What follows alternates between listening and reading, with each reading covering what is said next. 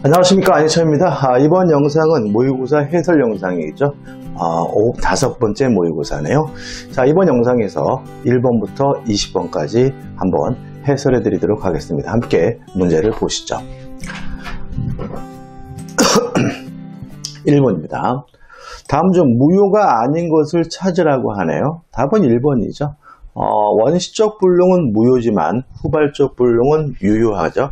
매매 목적물이 계약 체결 다음날 멸실됐다는 말은 후발적 불능이고요. 따라서 답은 1번입니다. 유효하죠. 나머지 것들 2번 이중 매매가 제2매수인이 적극 가담하게 되면 반사회적 법률은 무효고요. 3번 진위 아닌 의사표시 원칙적으로 유효하지만 상대방이 알았거나 알 수 있었으면 무효고요. 3번 통정의 표시 무효죠. 5번입니다. 강박에 의한 의사표시는 취소할 수가 있습니다. 다만 의사결정의 자해가 완전 박탈된 상태에 이루어졌다면 무효이기 때문에 5번도 무효가 되는 거죠. 답은 1번입니다. 2번입니다. 민법 제103조의 반사회 질서 범위에 해당하지 않는 것을 모두 고르라고 하네요. 자, 기억. 강제 집행을 면할 목적, 자 이건 뭐죠? 채무협의죠. 채무협의는 인간 본성의 발언이니까 반사회적이지 않습니다. 따라서 기억은 반사회적이지 않네요. 니은번 의무 강제에 의하여 얻어지는 채권자의 이익에 비하여 과도하게 중한 위약벌이죠. 만약에 위약벌이 지나치게 과도하다면 그것은 반사회적 법률에서 무효가 되겠죠. 디귿번 뇌물로 받은 금전을 소극적으로 은닉하기 위하여 이를 임시하는 약정은 반사회적이지 않습니다. 이것도 인간 본성의 발현이죠. 다시 말하면 범죄자금, 비자금을 은닉하는 행위는 인간이면 당연히 하는 행동으로서 평가되기 때문에 서로 나쁜 짓이라 하더라도 반사회적이지 않다는 것이 우리 판례 입장입니다. 1번 해외 연수 그 비용과 관련하여 일정 기간 동안 소속 회사에서 근무해야 된다는 사규나 약정은 물론 반사회적이지 않습니다. 이것이 만약에 지나치다면 반사회적이겠지만 일정 기간 동안 근무하는 것은 지나치지 않겠죠. 미음번 공무원의 직무에 관한 사항에 대하여 특별한 청탁을 하게 하고 그에 대한 보수를 금전으로 지급하기로 한 약정은 물론 뭐죠? 반사회적이죠. 따라서 반사회적이지 않은 것은 기역, 디귿, 리을이네요. 기역, 디귿, 리을이 몇 번이죠? 2번이 답이 됩니다. 3번입니다. 다음 중 착오에 관한 설명으로 옳지 않은 것을 찾으라고 하거든요. 5번이 답입니다. 자, 동기착오는 원칙적으로 착오를 이유로 취소할 수가 없고요. 그 동기가 표시가 되거나 상대방에게 유발된 경우에만 착오를 이유로 취소할 수 있거든요. 따라서 동기착오도 법률행위의 중요 부분의 착오라면 언제나 취소할 수 있다는 것이 판례 입장이다. X가 되고요. 답은 5번이 됩니다. 4번 문제입니다. A는 C의 사기에 의하여 자기 소유 가옥을 B에게 매도하고 소유권 이전 등기까지 경영하였다. 그 이러한 사정을 모르는 D는 B로부터 다시 그 가옥을 매수하고 소유권 이전 등기까지 마쳤다. 이 경우에 대한 다음의 기술 중 옳은 것은입니다. 자, A와 B가 매매 계약을 했는데 C가 사기를 쳤죠. 다시 말하면 상대방이 아닌 제3자가 사기 강박을 했습니다. 자, 이 경우는 원칙적으로 상대방이 알았거나 알 수 있었을 경우에만 취소할 수 있고요. 또 알았거나 알 수 있었다는 이유로 취소하게 되면 선의 제3자에게 뭐 할 수 없죠? 대항할 수가 없는 거죠. 그러면 D가 선의 제3자, 모르는 제3자니까 D의 입장에서는 취소가 되든 안 되든 간에 유효하게 뭘 갖게 됩니까? 소유권을 갖겠죠. 자, 옳은 것을 찾는데 1번 A의 의사표시가 취소되더라도 D는 선임으로 유효하게 그 가옥에 대한 소유권을 취득한다. 이게 맞는 지문이고요. 답은 뭐가 되는 거죠? 1번이 되는 거죠. 2번 상대방이 아닌 C, 제3자가 사기 강박을 했으므로 상대방이 알았거나 알 수 있었을 경우에만 취소할 수 있으니까 2번은 뭐죠? X가 되고요. 물론 3번도 X죠. 왜냐하면 D는 선이라면 확정적으로 소유권을 취득하고요. 4번도 X입니다. 왜냐하면 사기 강박을 이유로 취소하게 되면 D는 선인 경우에만 소유권을 취득할 수가 있으니까요.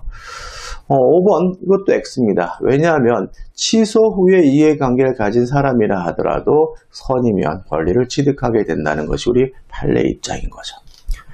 5번입니다. 의사표시 효력 발생에 관한 설명으로 옳은 것을 찾으라고 합니다. 일단 답은 4번이죠. 격지자 간의 계약의 성립은 발신주의가 적용된다. 이게 맞아요. 자, 왜냐하면 청약에 대한 답장의 승낙은 뭐가 돼요? 발신주의니까요. 답은 4번이죠. 자, 1번 X입니다. 도달이 되었다면 이미 효과가 발생했으므로 더 이상 철회할 수가 없고요.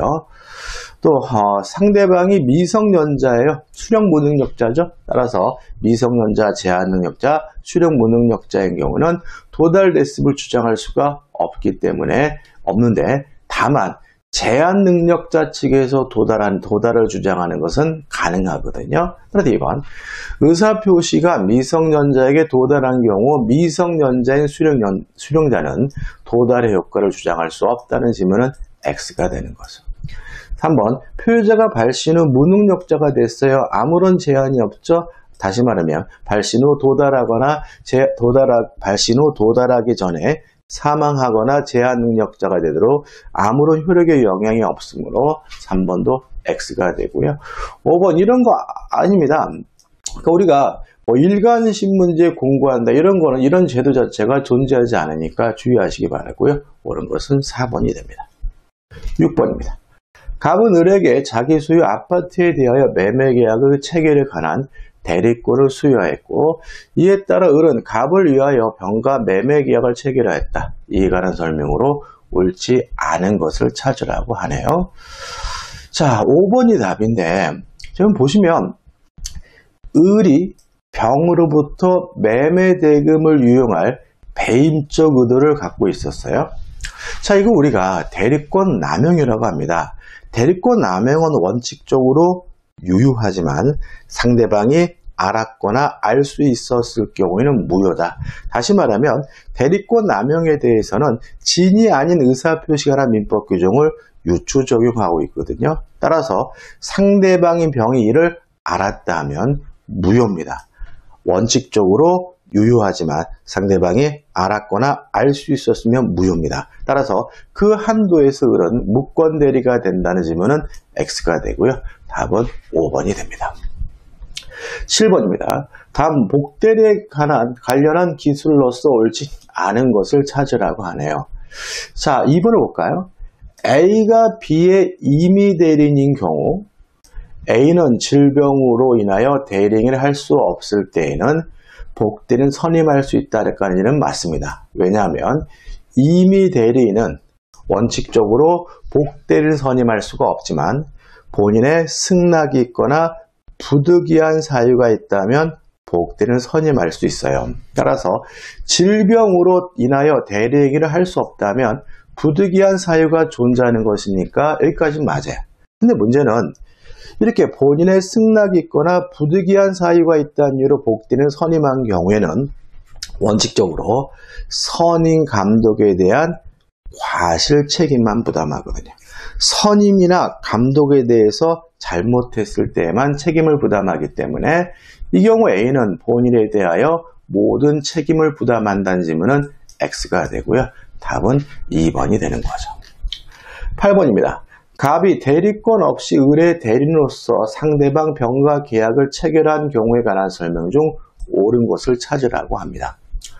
자, 1번 대리권을 증명하지 못한 갑은 상대방에게 이행을 청구당하거나 손해배상을 해줘야 되거든요. 물론 이행을 청구할 것인지 아니면 손해배상을 청구할 것인지는 상대방 병이 선택해야 될 문제이므로 자신의 선택에 따라 병에게 계약을 이행하거나 손해를 배상할 책임을 부담한다. X가 되는 거죠. 2번 계약 체결 사실을 알게 된 을이 즉시 갑에게 계약을 추인하였는데 다시 말하면 무권 대리인에게 추인했죠. 자, 무권 대리인에게 추인하는 것은 가능한데 다만 그 사실을 모르는 상대방에게 대항할 수가 없거든요. 따라서 이러한 사실을 모르는 병이 갑에게 계약의 철회를 해오면 그런 갑에게 추인했음을 이유로 병에게 대항할 수 있다. X가 되는 거죠. 다시 말하면 무권대리인에게 추인하는 것이 가능하지만 무권대리인에게 추인한 경우에는 그 사실을 모르는 상대방에게 뭐하지 못합니까? 대항하지 못합니다.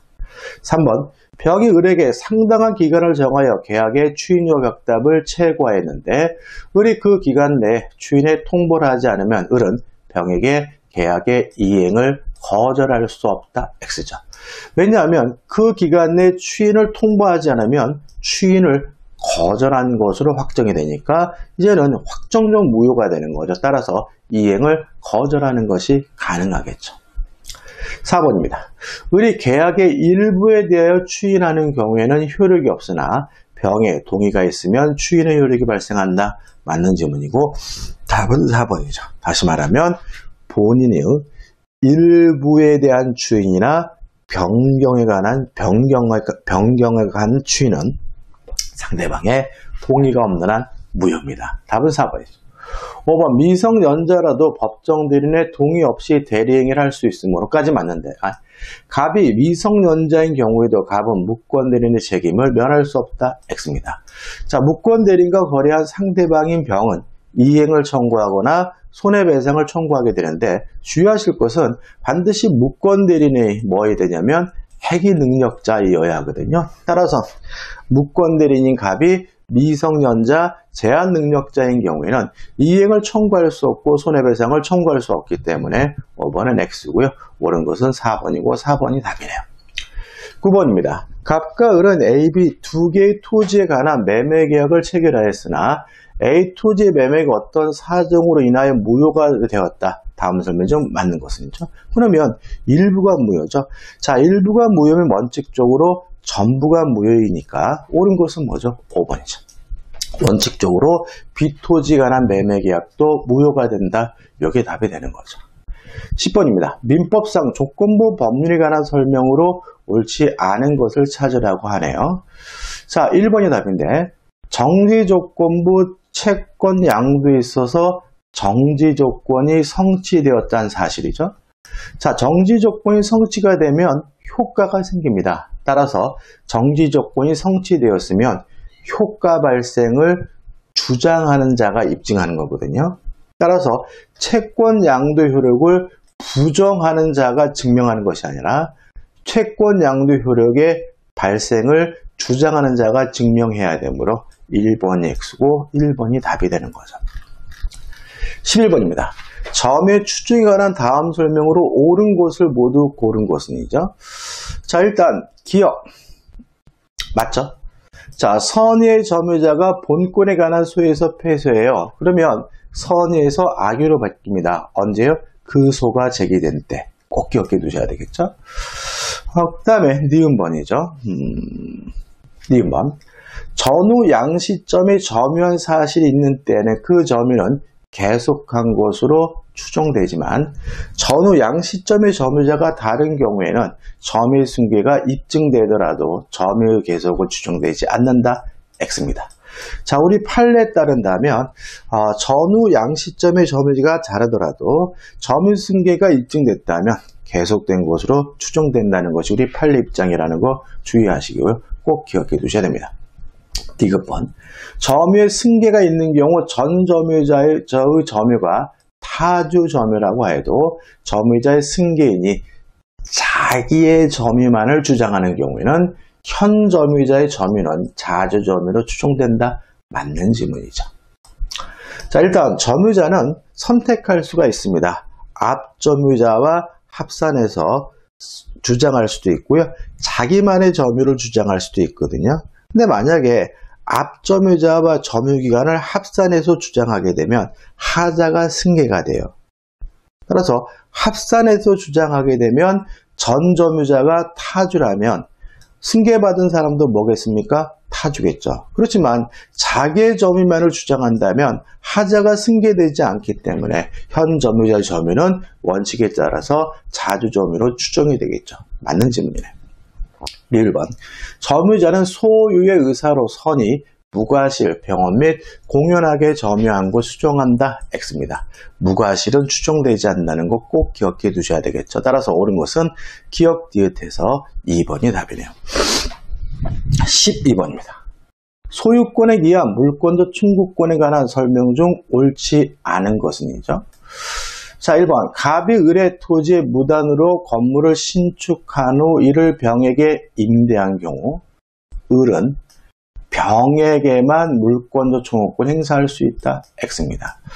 자, 일반적으로 물권적 청구권의 상대방은 점유자입니다. 따라서 직접 점유자일 수도 있고 간접 점유자일 수도 있어요. 근데 문제는 무단으로 건물을 신축했다면 건물 소유자에게 뭐랍니까? 철거를 청구하겠죠. 따라서 이런 철거 청구에 대해서는 임차인과 같은 직접 점유자에게는 행사할 수 없고요.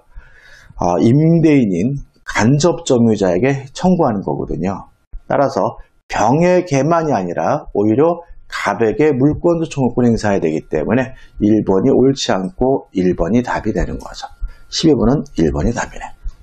13번. 등기의 추종에 관한 설명을 옳지 않은 것을 찾으라고 합니다. 3번 보시면 소유권 이전 등기 원인으로 주장된 계약서가 진정하지 않은 것으로 증명이 됐어요. 자, 추정이 깨지는 경우는 세 가지입니다. 첫째, 반증이 존재하는 경우. 두 번째, 사망한 사람 허무인으로부터 이전 등기가 된 경우. 세 번째, 보존 등기 전에 소유자가 존재하는 경우거든요. 자, 주장된 계약서가 진정하지 않은 것으로 증명됐다는 말은 반증이 있는 거죠. 반대 입증이 있는 거죠. 따라서 추정이 깨지기 때문에 등기는 적법한 거 추정된다는 질문은 X가 되고요. 답은 3번이 됩니다. 14번. 등기 청구권에 관한 기술로서 틀린 것을 찾는데 이런 것도 기억해 두시면 좋아요. 5번이 답인데 등기 의무자는 등기 청구권을 가지지 못한다. X예요. 자, 왜냐하면 등기 의무자도 등기 권리자에게 등기 인수 청구권, 빨리 등기를 해가라고 청구할 수 있다는 것이 우리 판례 입장이에요. 따라서 등기 권리자가 등기 의무자에게 이전 등기해달라고 청구하는 것이 원칙이지만 등기 의무자에게도 빨리 이전 등기해가라는 의미에서 등기 청구권이 인정된다는 것이 우리 판례 입장이므로 5번이 답이 되는 거죠. 4번 같은 것은 무슨 의미냐면 등기 청구권이라는 것은 등기 권리자가 등기 의무자에게 등기 절차에 협력할 것을 요구할 수 있는 권리가 등기 청구권이거든요. 근데 신축 건물의 보존 등기의 경우에는 등기 의무자가 존재하지 않습니다. 따라서 등기 청구권은 문제되지 않는다는 질문은 맞는 질문이 되고 주의하셔야 되겠죠. 15번입니다. 다음 중 점유에 관한 설명으로 옳은 것을 찾으라고 합니다. 자, 일단 2번부터 보시면 상속인은 새로운 권한에 의하여 자기 고유의 점유를 개시하지 않는 한 피상속인의 점유가 악의 점유인 경우 자기의 점유가 선의 점유임을 주장하지 못한다. 맞는 질문이죠. 왜냐하면 상속은 민사상 법적 지위도 승계시키거든요. 따라서 피상속인 아버지가 악의 점유자라면 상속인도 뭐여야 돼요? 악의 점유자야 되니까 답은 2번이고 2번이 옳은 거죠. 1번. 타인 토지의 분묘를 설치한 사람의 점유는 자주 점유가 아니라 타주 점유고요. 3번. 섬유 점유자가 본권에 관한 소에서 패소하면 패소 판결이 확정된 때가 아니라 소재기 시부터 악의 점유자가 되니까 소재기 시부터 과실수취권이 없는 거예요. 따라서 패소 판결이 확정된 이후부터 목적물 인도 전까지 수취한 과실은 점유회복자에게 반환하여야 한다. X입니다. 패소 판결이 아니라 소재기 시부터 수취한 과실을 반환해야 되겠죠.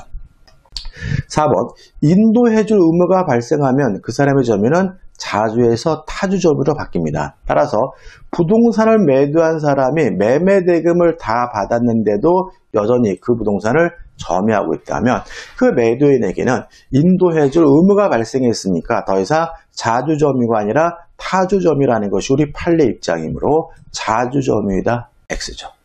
5번 자주점유인지 타주점유인지 여부는 주관적 관념, 주관적 의사를 가지고 결정되는 것이 아니라 점유를 개시하게 된 원인을 가지고 객관적, 외형적으로 판단해야 된다는 것이 우리 판례 입장이므로 5번도 뭐죠?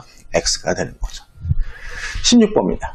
현안 민법상 소유권 취득에 관한 설명 중 옳은 것을 찾으라고 합니다. 4번을 보시면 취득 시효 완성 후 점유자가 그 소유자에게 목적물의 매수를 제의했어요. 우리 판례 이거는 은혜적으로 봅니다. 따라서 혜택을 베푼다는 거죠. 따라서 이 매수를 제외하는 것만으로는 자주점유 추정이 깨어지는 것은 아니라는 것이 판례 입장이기 때문에 4번이 옳은 지문이고 4번이 답이 되는 거죠. 1번 X입니다. 부동산과 동산이 부합하면 부동산 소유자가 소유권을 취득하고요. 협의로서 소유자를 결정하는 것은 아니고요. 2번 점유자는 자주점유임을 추정받기 때문에 스스로 자주점유임을 입증할 필요가 없고요. 3번 도품이나 유실물은 선의로 취득한 경우라도 취득자가 양소지로부터 2년 내 원소지로부터 반환 청구받을 수 있다. 이거 1년 냅니다. 1년이기 때문에 X인데 이거는 뭐 시험에 나올 건 아니에요. 그 다음에 5번 건물은 토지에 부합하지 않습니다. 다음은 4번이에요. 17번 다음 중 공유에 관한 설명 중 옳지 않은 것을 찾으라고 하거든요. 이 3번이 답이죠. 중요하죠. 최근에 변경된 판례죠. 공유자 중 1인이, 그러니까 다른 사람이 아니라 제3자가 아니라 공유자 중 1인이 공유토지 전부를 점유 사용 수익하는 경우에 가반수 미달의 지분권자인 다른 공유자는 보조행위로서 그 토지 전부에 대해서 인도를 청구할 수 없다는 것이 판례 입장이고요. 최근 변경된 판례이니까 꼭 기억해 두시고 없답니다. 답은 3번이죠. 18번입니다. 지상권과 임차권에 관한 다음 기술 중 틀린 것을 찾으라고 하네요. 1번 이 답이죠. 자, 지상권은 무상의 원칙이죠. 임대차는 반드시 차임을 지급하기로 해야 돼요. 유상해야 되는 거죠. 따라서 반드시 유상해야 되는 것은 임대차고 지상권은 무상의 원칙이기 때문에 지상권이나 임대차나 모두 유상계약을 전제로 하면 동일하다. X가 되고요. 답은 1번이 됩니다. 19번입니다. 법정지상권의 취득에 대한 다음 설명 중 옳지 못한 것, 틀린 것을 찾으라고 하거든요. 2번이 답이에요. 법정지상권 효력은 지상 건물이 소재한 한 필의 토지 전부에 미친다. 전부라는 보장이 없습니다. 우리 판례에 따른다면 그 건물을 소유하기 위해서 필요한 범위에서 주의 공지까지 확장된다는 입장이거든요. 따라서 건물을 소유하기 위해서 필요한 범위 실질적으로 결정돼야 되기 때문에 한 필지 저 토지 전부라는 보장은 없기 때문에 2번은 X가 되는 거죠. 20번입니다. 전세권에 관한 설명 중 옳지 않은 것, 틀린 것을 찾으라고 하거든요. 3번이 답이죠. 전세권자에게는 필요비 상환 청구권이 없습니다. 자, 우리가 모든 용익물권, 지상권, 지역권, 전세권자에게는 필요비 상환 청구권이 없다는 거 꼭 기억해 두셔야 되고 3번 전세권자는 목적물의 현상을 유지하고 그 통상의 관리를 위하여 지출한 비용 관리를 위한 지출한 비용이 뭐죠? 필요비죠. 전세권 설정자로부터 상환받을 수 있다는 질문은 X가 되고요. 답은 3번이 되네요. 자, 여기까지 해서 1번부터 20번까지 풀어봤고요. 다음 영상에서 21번부터 40번까지 풀어보도록 하겠습니다. 여러분들 고맙습니다.